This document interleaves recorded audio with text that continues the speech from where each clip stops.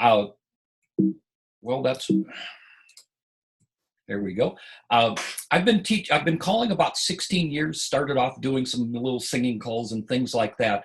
Decided in 2007 to get really serious about it, and so I sort of consider myself really calling since 2007.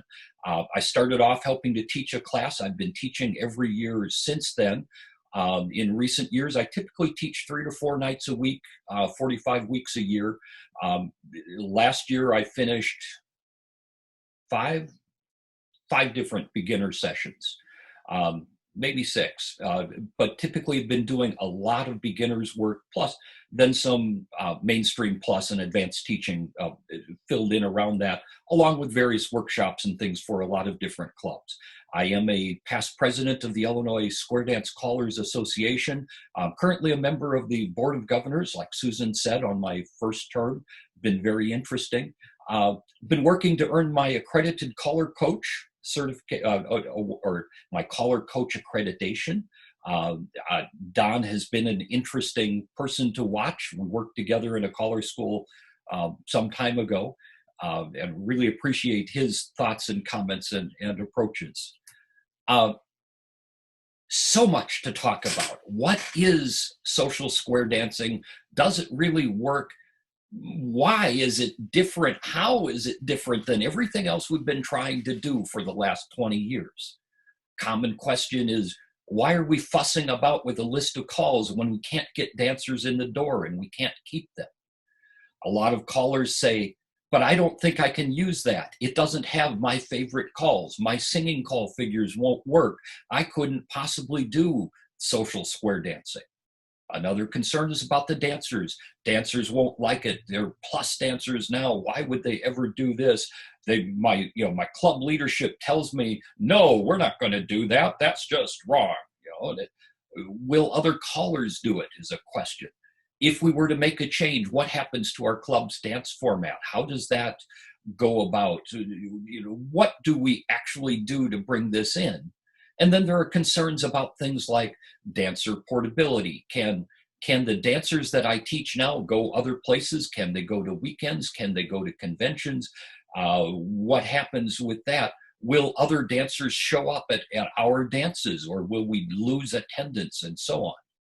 And then little things like, gee, it seems so close to mainstream. Why don't we just teach social square dancing? And then we'll just workshop the rest of the way up to mainstream. Many other questions beyond these, but these are the kinds of topics that we'll talk about here as we go through things. At its heart, social square dancing is a technique to dramatically increase your club membership. Not instantly. It's not a silver bullet. It's not a magic bullet that's going to make things suddenly get better in the first 6 months. But when consistently applied over the course of 2 or 3 years, you start seeing large growth in membership. It's not just a list. It's not just a teaching order. It's a technique. And it's founded on these 3 key principles. Make it easier for beginners to start. Make it easier for beginners to finish with their lessons. Let people enjoy the dance.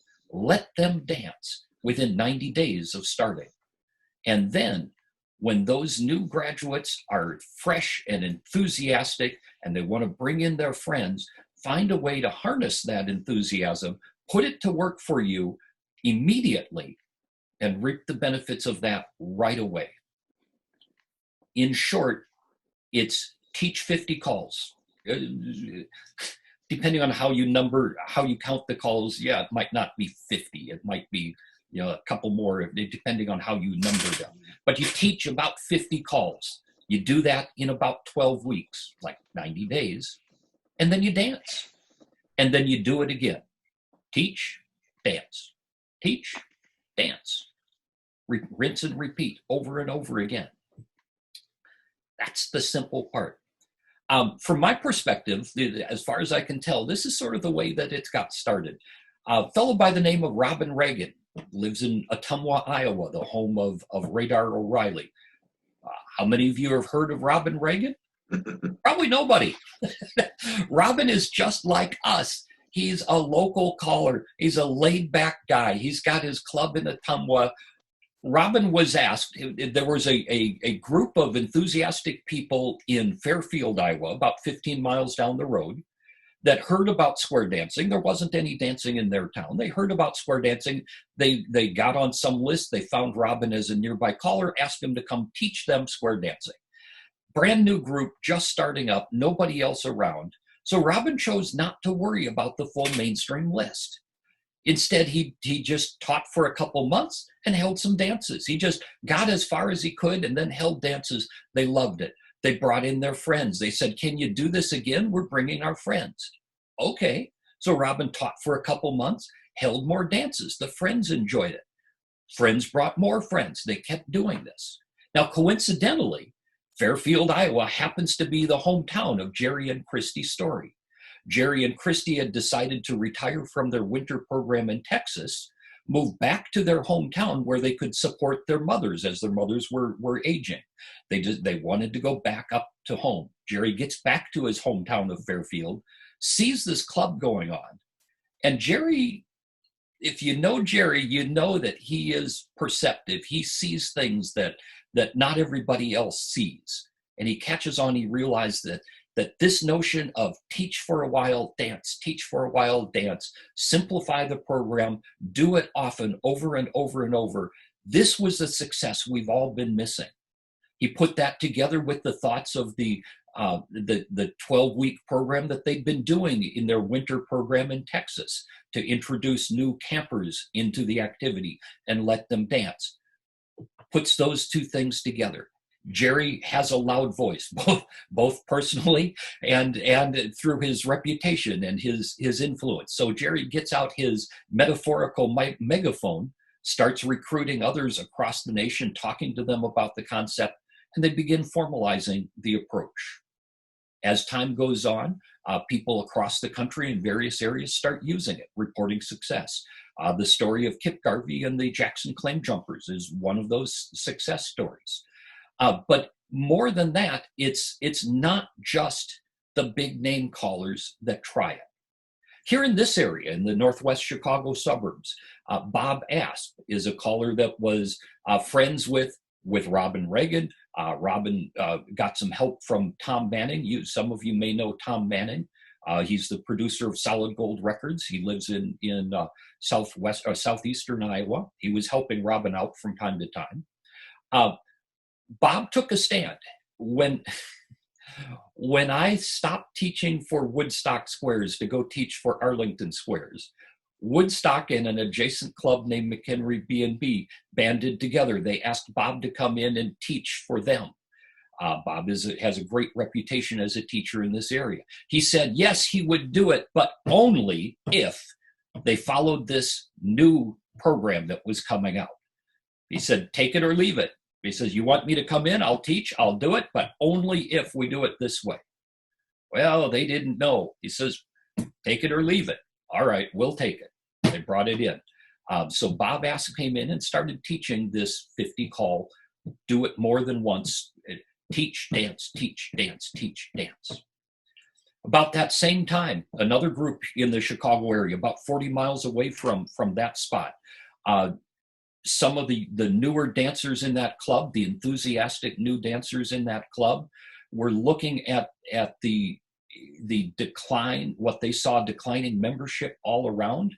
They decided they really wanted to save their club from this eventual spiral down. They talked enough other people into electing them as presidents, and then they started actually pushing their club to adopt this program. This was Glenview Squares. They actually had a great deal of success. They went from like 20 some people one year to like 90 people 2 years later. Giant growth in membership. In fact, some of those new members that came in with their decided to spin off and form another club about 15 miles away from Glenview, just along the shore of Lake Michigan. So they're the North Shore Squares. They started from nothing. Poof. Okay. and grew to 60 people in their first 2 years, 90 people in their third year. Arlington Squares, my club, we watched some of this going on, and I finally bludgeoned my club into making the change. We've seen good growth in membership. We'll look at that in a moment. And then COVID hit us. What we're seeing is that this program that we're talking about has repeated successes in multiple areas, multiple of the country, multiple clubs within an area, using average typical callers. This does not take the Jerry Stories and the Kip Garveys of the world to do this. Just workaday callers can do this. It works in urban environments in the South Side Squares here in Chicago. It works in suburban, where my group is. It works in the exurbans out in the distance, the Woodstock Squares, McHenry, and it works in the rural areas like the Fairfield, Iowas of the like. It works across differing demographics. It just works. Woodstock, that one of those clubs that really started, their membership is up 60%. They're still growing. They've had some turnover of club callers. Not long after Bob started doing this, he was asked to take over Marshall Flippo's winter program in Tucson, Arizona. And so Bob, reluctantly stopped teaching for them. Lottie Buckby came in, and Lottie, another person you probably don't know, Lottie Buckby came in, took over, was showing some success, but then Lottie decided to move to Minnesota, back to her home state. So they've now got a brand new caller in his first year teaching, and they're seeing some stability with that. Their membership's beginning to grow, and then COVID hit. Glenview Squares, we talked about, went from 20 some members, like 24 or 25, to 90 in 3 years. North Shore Squares went to 60 members in 2 years, 90 after the third year, continued growth. Arlington, we saw 60% growth in our membership in the first 2 years, and then COVID hit just as our class sizes were building and growing and getting better. McHenry B&B, their dancers decided they didn't like the SSD list, and they just really wanted to do like 0 to plus, and so they dropped the program, and their membership is not growing. In fact, they didn't graduate any new lessons, any new people last year. They're starting to spiral. They're now rethinking their decision. They've worked with yet a different caller to pick up. They were just starting those plans to start this fall, and then COVID hit. So we don't know where that's going with McHenry. But the folks that have adopted it are seeing growth. The folks that have not adopted it are not seeing growth. I'll add one other club here just as a comparison. I also teach for a club in Beloit, Wisconsin.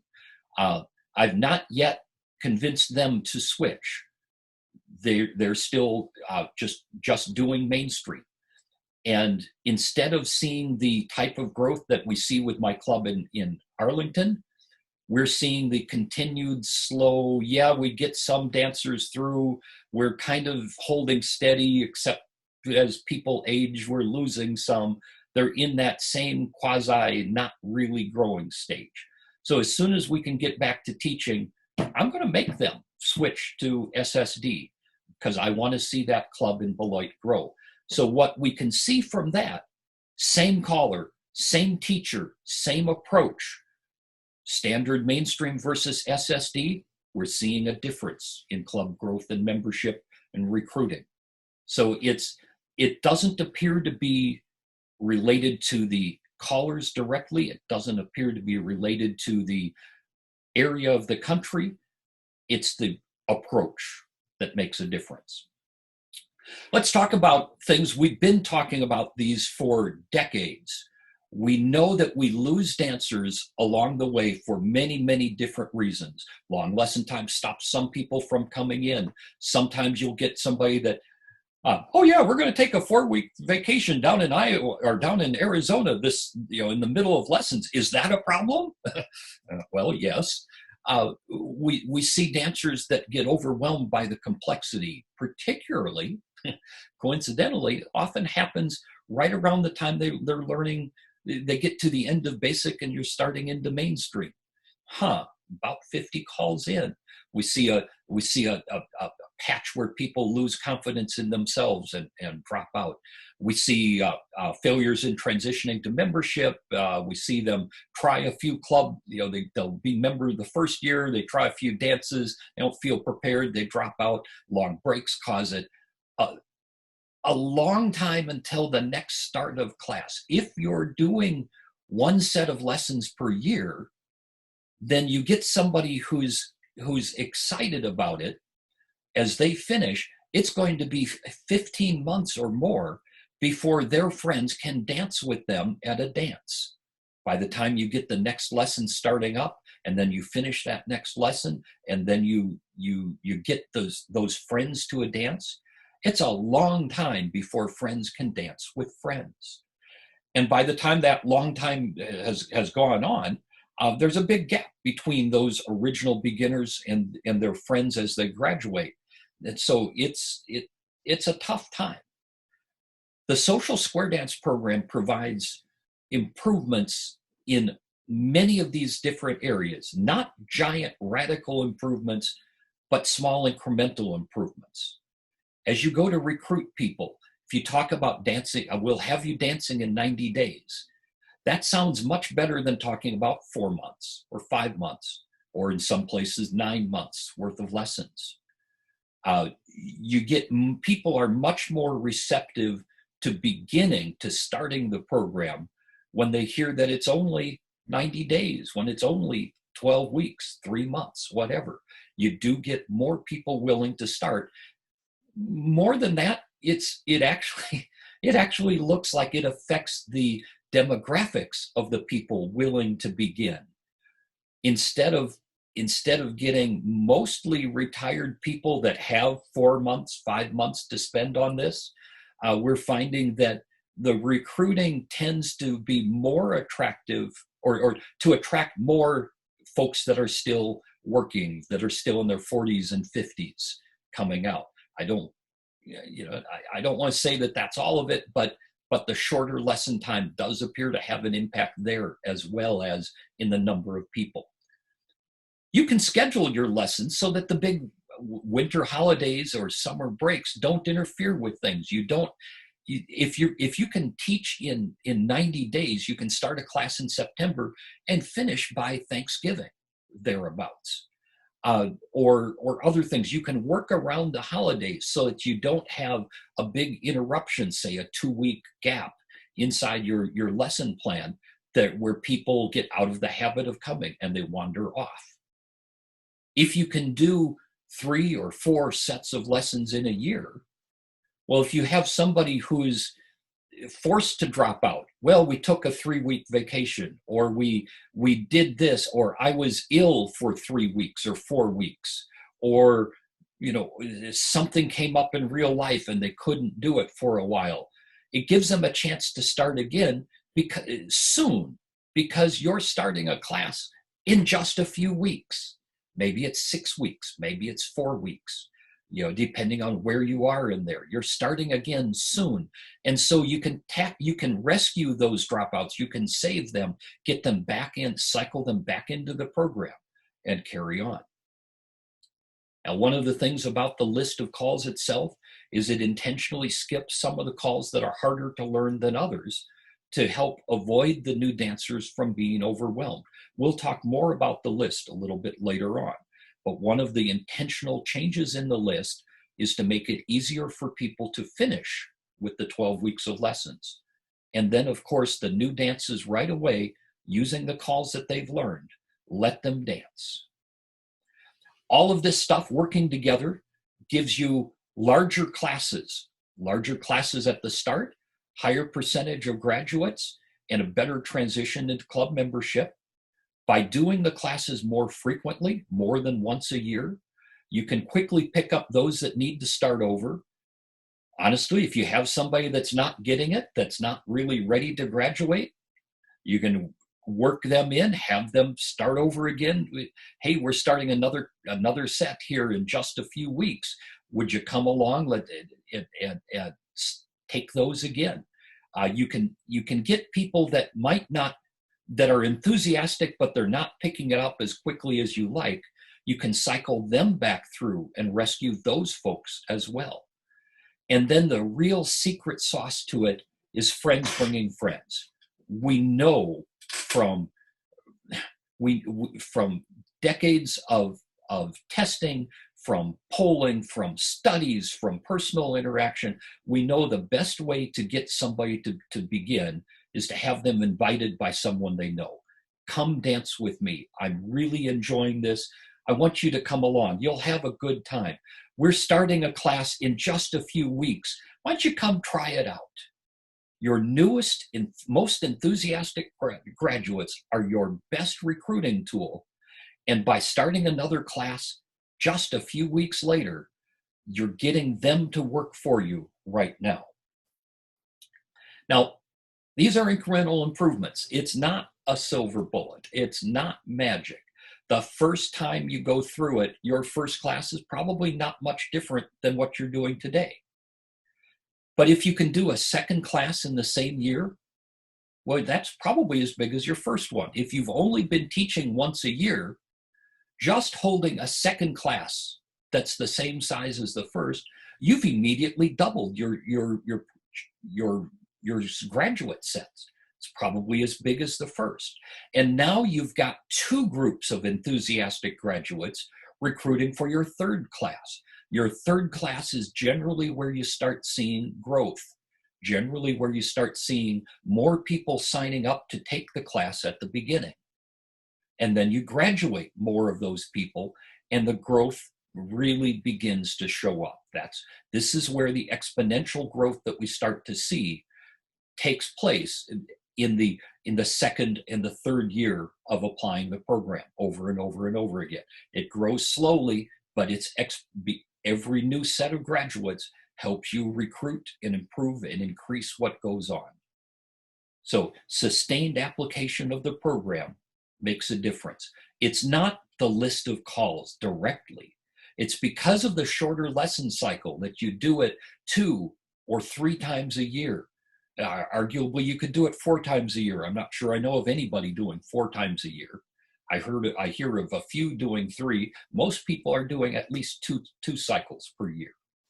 These small improvements, reducing losses across in many different ways, that all add up.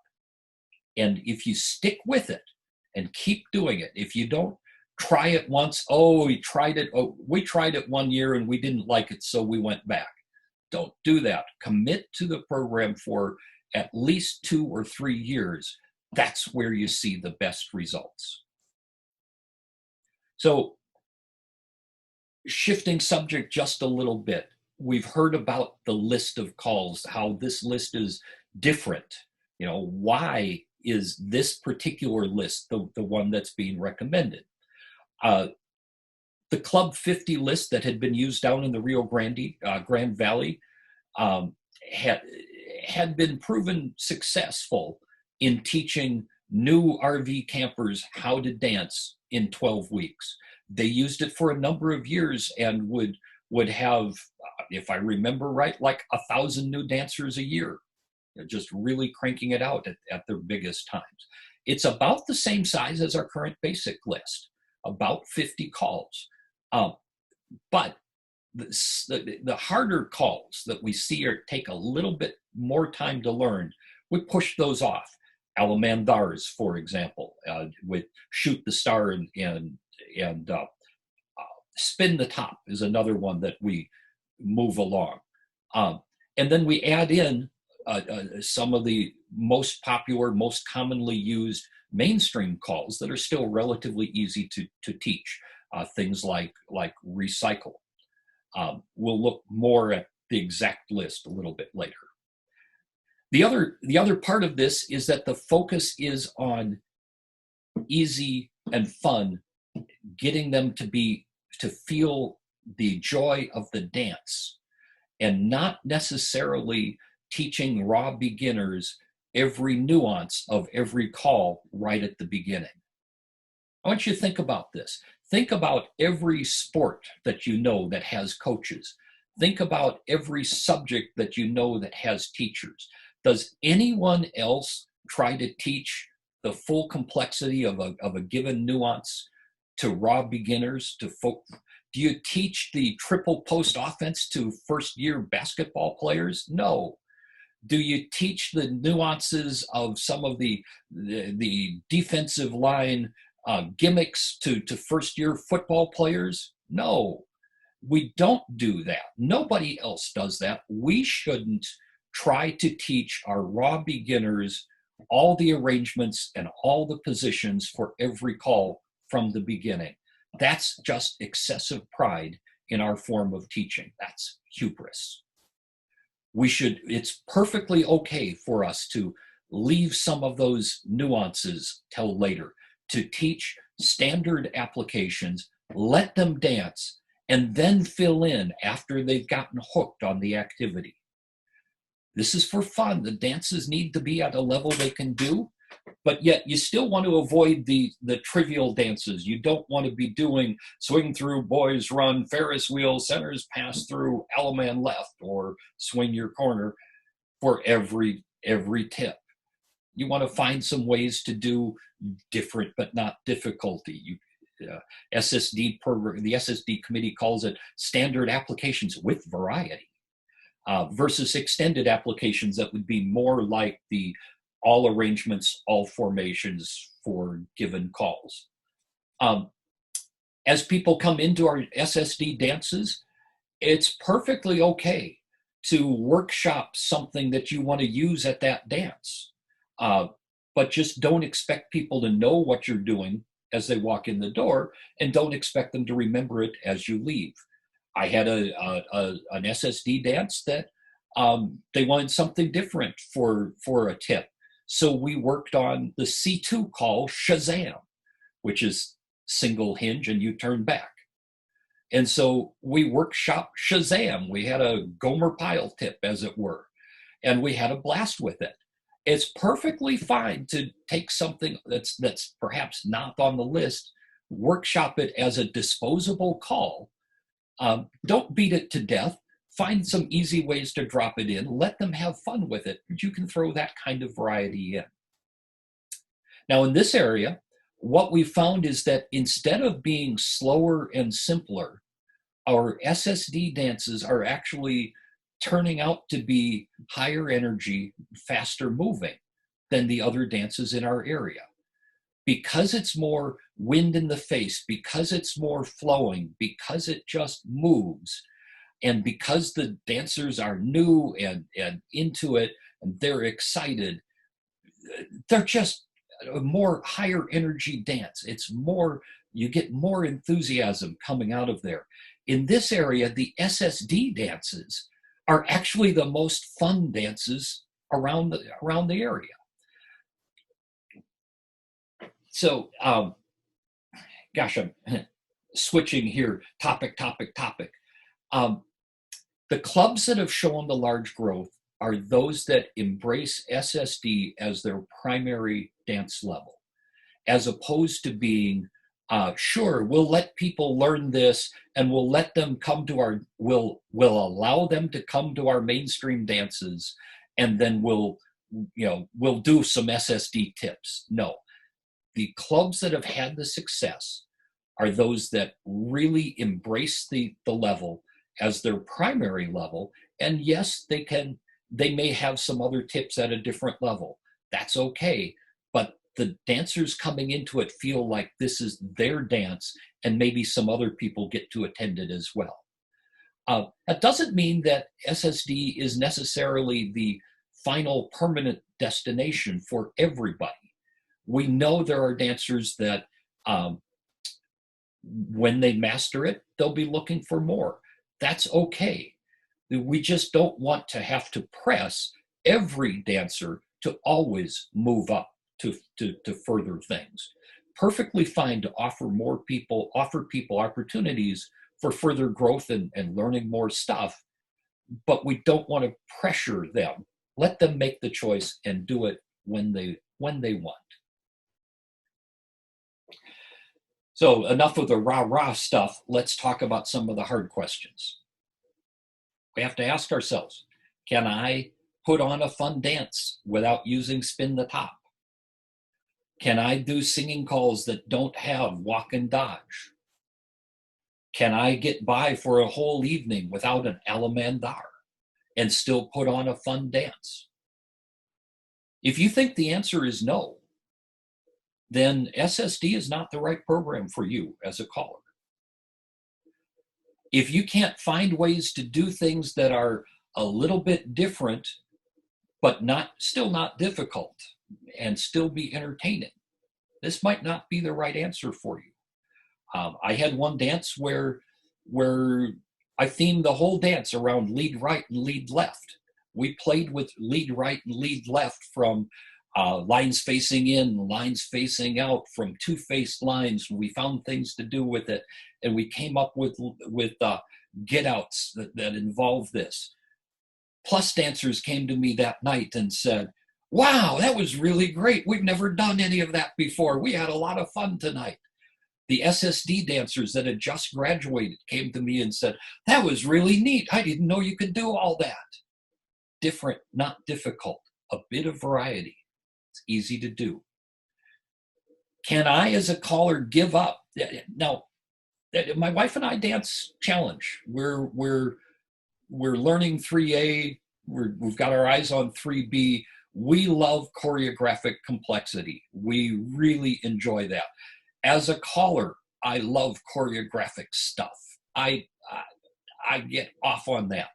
But am I willing to give up some of those choreographic treats in exchange for having larger dances that are simpler? You bet I am. I would much rather have an SSD dance using standard applications, a little bit of variety with 12 or 15 squares on the floor than call tough DBD mainstream stuff to 2 squares. The 12, 15 square dance, whole lot more fun. What about my peers in the area? We have to ask ourselves, will other callers in my area be willing to call at this level? If I teach my dancers only SSD, if I talk my club into embracing SSD as a destination, will other callers in my area be willing to come in and call at that level? And can they do it? Or are they going to be stuck having to workshop walk and dodge and spin the top every dance because they have to use those in their singing calls? Otherwise, they don't know what to do. Hopefully, we're all up to this challenge. Do my peers want bigger and more enthusiastic crowds on the dance floor? We hope the answer to that is yes, because that's what we see when we do this. On the other hand, the clubs, the dancers that we have today are generally resistant to the idea of switching to this program. Less than enthusiastic is a nice way to say it. Actively hostile, some people are. Okay, and this is a lot of times based on fears. We've always been a mainstreamer plus club. If we change, that's going to change our identity and we won't be who we were. It's just not us. Our dances will be boring if we go to a smaller program, less than mainstream. Oh no, we'll be doing Ferris wheels all night long and nothing else. Our members aren't going to stand for it. They're going to quit. They're going to go somewhere else. Yeah. Other clubs won't come to visit us. I know, because we were going to have boring dances. They won't come if they can't have fun. They talk about how we can't take our dancers out to other clubs. How will we do this if we can't take them out to other clubs? Oh no, they can't go to conventions. Oh my gosh, the world's going to fall apart. And my favorite, we couldn't possibly ask our angels to support 2 sets of lessons a year. They're too old, they're too tired to do it. There's just no way we could do that. I looked at the guy that told me that and said, "So you're saying you need more angels, right?" He said, "I guess. How are you going to get more angels? Do more classes." Oh.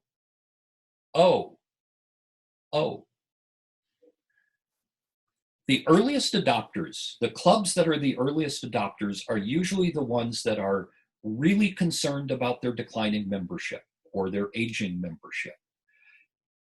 They're so concerned about it that they are willing to make a fundamental change to try to fix that problem. Some of the groups simply will refuse to consider making a change until they see someone else having success. Ideally, that's somebody else having success locally, but they can talk about it when they hear success otherwise. And some groups in the area just adamantly refuse to consider making a change no matter what. And they think they're doing just fine the way they are. I mentioned Woodstock Squares. I said they had a brand new caller coming in to teach their SSD program. It's just starting up, and he's making it grow. His father runs a club elsewhere in the area. His father refuses to consider the SSD program. He thinks that their 7-member club will do just fine without SSD. We shake our heads, John and I, that Dwayne just won't consider this. Whatever. If we need to, think of it as evolution in action. If those clubs that can't adapt to changing conditions aren't willing to change, they're at risk of dying, and that might be okay. If they are willing to make a change, if they are willing to help improve their growth, go ahead, try it out and see it. As callers, we've got a surprisingly huge amount of leverage that sometimes we underestimate it. We say, the club hires us, we just do what they do. If I don't do what they want, they're not going to hire me. Don't underestimate the influence you still have. Most of the clubs that have adopted SSD did so under pressure from their caller. My club, I threatened to quit. I said they were a plus club teaching 0 to plus every year. I went to the board meeting one time and said, I'm not going to do it. I'm not going to teach 0 to plus again. If you want to continue doing that as a club, go find somebody else. That's okay. I'm fine with that.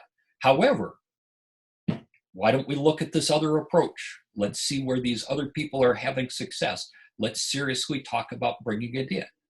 The shock value of me saying flat out, I refuse to do this, got the club to kind of wake up. We've been talking about changing for 5 or 7 years, but the shock of saying, I'm not going to do it, I'm going to quit, it really opened the door to the conversation. And in hindsight now, even those that doubted the success of the program are actually very happy with what's been going on with our club and moving on. Under extreme cases, as a caller, we can choose to start a new club and we can leave the old clubs behind. And they will either survive or they won't. If they survive or if they thrive, that's good for them. And if they aren't willing to change or aren't willing to talk about it, it's a shame. Once the first or the most desperate club in an area commits to this program and shows some success, then other clubs are willing to follow behind. And when you have 2 or 3 clubs in an area, even if they're 30 or 40 or 50 or 60 miles apart, you can become partners in this, and you can start sharing dancers, moving things back and forth, and talk about it and build on that. And when multiple clubs start showing some success, now the others in the association are willing to talk about it. They're beginning to see it. And then even more clubs change. The first one goes in, the second one joins, and after that, it helps. The real question that the clubs have to ask is, are we willing to make a change in order to get a good chance at better growth? If we're willing to take that risk, we can reap the benefit from it. If we're not willing to take the risk, then we need to be satisfied with where we are today. So there's challenges on how you fit in with the existing program for clubs. We've been a plus club with rounds. How do we fit SSD into that? There's a lot of different ways to do it.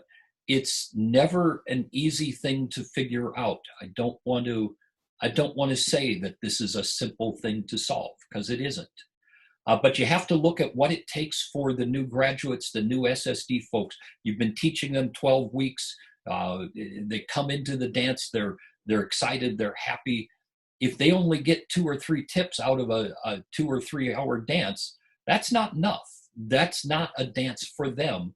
They're going to get turned off and go away. They're going to see that, no, this really wasn't what you wanted us to teach. You're going to push us to do more.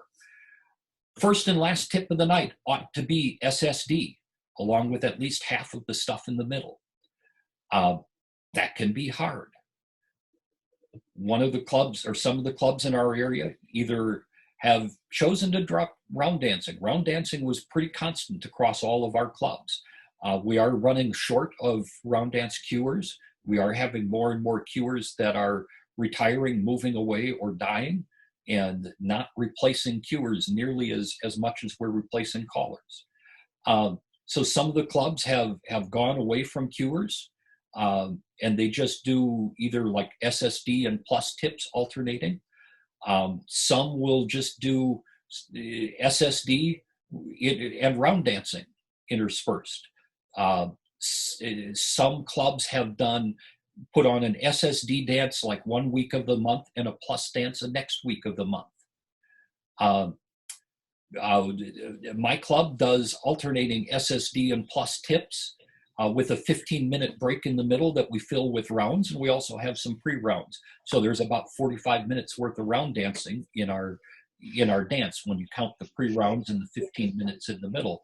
But then in between, it just alternates SSD and plus tip after tip after tip with very short breaks. What we found in this area is that the experienced dancers, again, mostly plus dancers, have reacted to our SSD dances better than we thought they would. Because of that higher energy, because of that flowing dance, because of the sort of hot hash feel to it, the plus dancers come to these dances and feel they just get to dance. They just enjoy it. When we have mainstream dancers that we do SSD work at, some of our other clubs in the area, mainstream only, many times the mainstream dancers don't even realize that we didn't use all of the mainstream calls during the night. They had a fun time, though. We see that some of our experienced plus and mainstream dancers prefer to dance only the SSD tips, whether it's because they're looking for more tips to sit out, whether it's because they don't want to think about the complexity of a relay the deucey, whether it's a case of declining skills.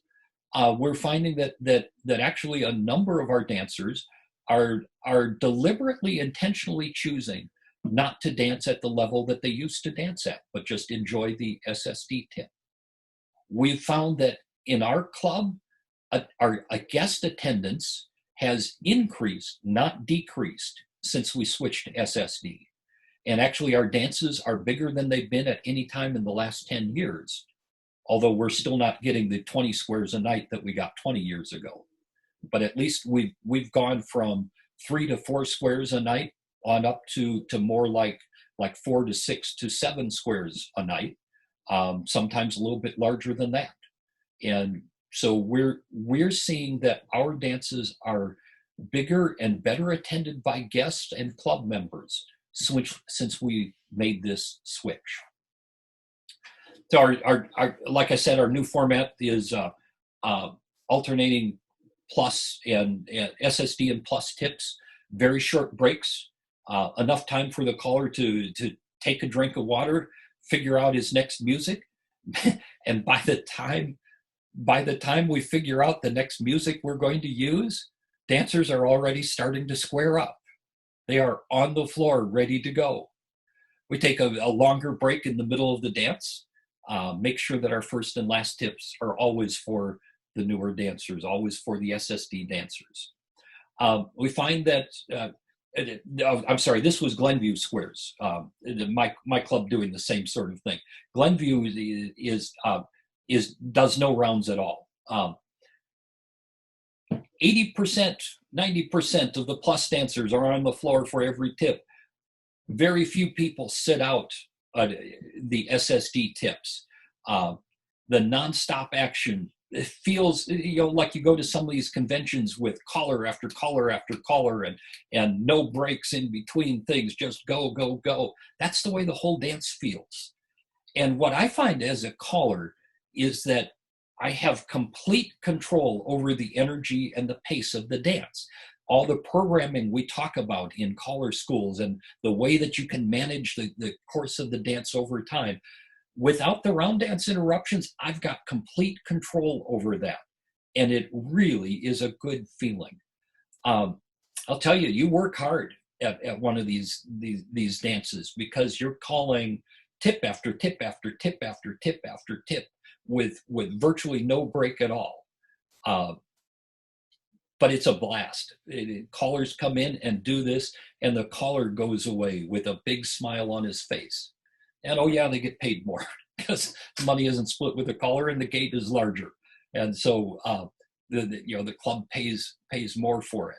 So that same club, though, having all this success, I will say it was heartrending to make this change. It was an emotional issue to deliberately change from their plus with rounds club to one focused on SSD with some plus and no rounds. There were tough decisions inside that group. Some bitter disagreements and hard feelings that have lasted for time. Some of the members in that Glenview Squares group did quit. I know of two people that say, I will never ever go back to them. I will never be on the floor with, at their place again. Well, that's two people. But by and large, that club went from 20-ish members to 90 members. And they're having enthusiastic, fast-moving dances, and they're having large classes, and their club, as in terms of average age of membership, has dropped by a significant number, like 10 years, 15 years. They are now one of the strongest, most vigorous, most dynamic clubs in our, out of the 25 in our association, and they draw more guests than anybody else. My club, we followed them. I was able to point at Glenview and their success, and point at North Shore Squares that spun off from that club and went from 0 to 60 members in 2 years and continued from that. Most of our clubs, most of our members, when we were able to talk through it seriously, most of the club members wound up being in favor. We do have one lady that still grumbles, we should be plus only. I just want to dance plus. I don't want any of this SSD stuff. She's still with the club. She still dances. She still supports lessons. She just grumbles. Our biggest discussion, the one that we faced, was how to change the dance format from plus with rounds to something else. We did try several things. We tried alternating SSD tips with rounds at some dances, just no plus at all. We tried some SSD plus with the round dance break in the middle. We tried, some weeks we would do SSD and rounds. Other weeks we would do plus with rounds. We tried, some weeks we would just do SSD and plus with no rounds, and other weeks we would do, more traditional things. The format we used the last year had the 15-minute round dance break in the middle of the dance with alternating SSD and plus. That's what we wound up with. We're still not sure quite what the right answer is, but nobody in the club is saying, go back to what we were doing before. Everybody in the club believes that embracing SSD is the right answer for us. And then I mentioned the declining number of cuers in the area. Honestly, there's some weeks we're not able to find a cuer to come cue for us. So we may not have the option to keep doing what we've been doing. Changing subjects, just again, we're getting close to the end of these slides, folks. Changing subjects yet again. Dancer portability. When you're the only club in the area doing SSD, it is a little bit lonely. On the other hand, think about it. If everybody can come to your club and some people in your club can't go to others, is that better than being the club for which some people cannot come? You know, it actually doesn't really hurt to be the only place in the area for SSD. It hurts when SSD dancers can't come to you. If you have guest callers, if you bring in a mix of callers to a club, that club dances can feel like they're going to different places because you've got the different variety of callers. But if you have success with this program, with SSD, then others are willing to notice, others are willing to change. Now you've got partners, you can really start handling the visiting other groups. After several clubs started having success, our local association agreed to turn our mainstream hall into an SSD hall for our 2 big dances a year. That hall actually now often has more squares than the big hall, a larger hall it's also SSD is also in the same room as the food, and the sound doesn't echo as much in the big hall. So we often have more dancers now, even though most of the clubs in our association dance at the plus level yet. The SSD hall has more squares, and generally seems to be more fun.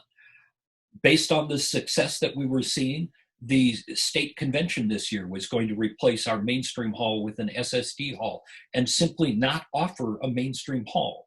Unfortunately, we didn't get a chance to actually do that and see what's happening. And I do know there are conversations going on at the national level with the National Executive Committee and the various national conventions that are coming up, the 4 that are scheduled. We'll be talking to them to see where we can fit SSD into that program. The SSD program list, the list of calls itself, is the Color Lab Basic program at its heart. Minus Do Paso, minus Walk Around Your Corner and Seesaw, and minus Alamandar's Slip the Clutch and Shoot the Star. Take those off of Basic. Add to that Hinge, both single hinge, couples hinge. Centers in, cast off 3/4, although not necessarily the 3/4 arm turn cast off. It does include slide through as the variation of star through. Does include folds, scoot back, recycle, and the tag family, tag the line, and so on. Depending on how you count the calls, SSD is missing only about 12 calls from the full mainstream list. Things like Cloverleaf, things like Spin Chain Through, Do Paso, Dars, Walk Around Your Corner, Seesaw, etc. It seems so close to mainstream. Had people say, well, okay, I'll just teach SSD, and when we're done, I'll just workshop in the rest of the mainstream calls at dances and things, and pretty soon everybody will be dancing mainstream anyway. Yeah, I think that's a bad idea. When you look at it from the perspective of a beginner, when we just, by call count, if we add 12 calls to the 50-ish on SSD, that's a 24% increase. But the calls that are not on the SSD list are typically harder calls to teach or harder calls for new dancers to do. How many times have you seen something as simple as walk and dodge where the dodging dancer flips over instead of sliding over? It's like a circulate, but without changing direction. It's not like a circulate. It's moving. Things like spin the top involve moving up to a vacant position where there wasn't a dancer before. Those are harder concepts for people to grasp. So when you factor in the increase in difficulty, the full mainstream program is more like 50 or 60% of more difficult than SSD, except you also need to add in the more formations and more arrangements. Color Lab's recommended teach time for full mainstream is 58 hours, nearly 60 hours, more than double the recommended teach time for SSD. That's really, from the beginner's perspective, learning full mainstream the way that we'd like to teach it truly is nearly double the difficulty of the SSD program. Moving people up to full mainstream in time is fine, but make it a separate class. Let people focus on it only when they choose to go beyond SSD. It really is a large increase in complexity from the point of view of a beginner. Don't just try to workshop your way up to full mainstream. You're really doing those dancers a disservice, and honestly, you're not embracing the SSD concept if that's your goal. Teach SSD, workshop in the rest of it. It's only 12 calls. It's okay to do continuing education with SSD. You can add in the variety with gimmicks and quirks, but then you can look at teaching extended applications, a DVD flavor of SSD if you wish, even a half sashayed right and left through that's not technically mainstream. Ooh, possibly even partner tag. Oh my gosh, that's advanced. But you can look at it as a little extension of the tag family, as an extended application. When you do that, the dancers that go through those extended applications, after they choose to do that, they've got a really solid dance foundation for when they're ready to learn additional programs, whether that's all of mainstream plus whatever. So using SSD as the entry level, as the destination for some, not forcing others to move on, but letting people get experience with it as a foundation for those that want to move on, really simplifies lessons down the road. Getting close to the end, SSD is not just a list of calls, it's a method for growing your membership. Simpler classes taught more often, letting the dancers enjoy the joy of the dance, feel the joy of the dance. Clubs are resistant to making this change. Callers can lead their way to it, but those that have made the change, that have embraced it, show large growth. Doubling, tripling membership, not uncommon. It can be traumatic. It can be a big change. Don't want to underestimate that. As callers, we are square dancing's professional leadership. As professional callers, we need to encourage clubs to look at the growth. Think about what's going to happen as we come out of COVID. Think what that's going to do to our membership. How many members, I don't know how many members we might lose as a result of this long break. We need to look at ways to grow our activity. SSD, using some of the marketing methods we've talked about, it works. It works better than any other experimental program in the last 20 years. It works better than blast classes. It works better than the multi-cycle thing, teaching multiple levels of lessons in the same night. It works better than I'm sorry, I'm thinking of all the different things I've tried over the years. This has been the thing that works. To get more information, you can Google Color Lab SSD. There's a teaching guide out there, sometimes called lesson plans. It includes a suggested lesson plan across 12 weeks. It includes some sample choreography at each of those weeks along the way, includes singing calls at each of the weeks along the way, includes discussions, commentary, standard applications with variety suggestions. For example, about 2/3 of the way through, one of the singing calls with sort of variety suggestion is a right-hand lady progression, not a corner progression. And it includes from facing lines, the end of it is pass through, do half of a wheel around, couples promenade home. Half of a wheel around? Really? Okay, yeah, it's just face left, but that's okay. A little bit of variety. There's a document coming out called the Frequently Asked Questions list. If you Google Color Lab, if you just Google SSD, you'll get lots of information about solid state drives. But Color Lab SSD focuses more on the square dance side of it. The Frequently Asked Questions, is a document just coming out the last month or two. Bob Riggs in Denver, for example, has published it on his Square Dance Etc. website. You'll see that listed. The Color Lab knowledge base, Barry Clasper has been collecting information about SSD along as many other things. There's lots of interesting articles and discussions and commentary deep in that knowledge base. There is a Facebook group called Social Square Dance. When I looked today, it had 658 members, approaching 700 members willing to talk about it and so on. Color Lab does have a social square dance committee, just like a plus committee, a basic committee, or basic and mainstream committee. There's a social square dance committee. I encourage you to join that committee, get in with that conversation. And then you've got resources up and down the West Coast, folks like Kip Garvey, Rick Hampton, Michael Hayworth, Ray Brenzy, and the like, up and down the coast, all with experience in this program. Feel free to talk with them.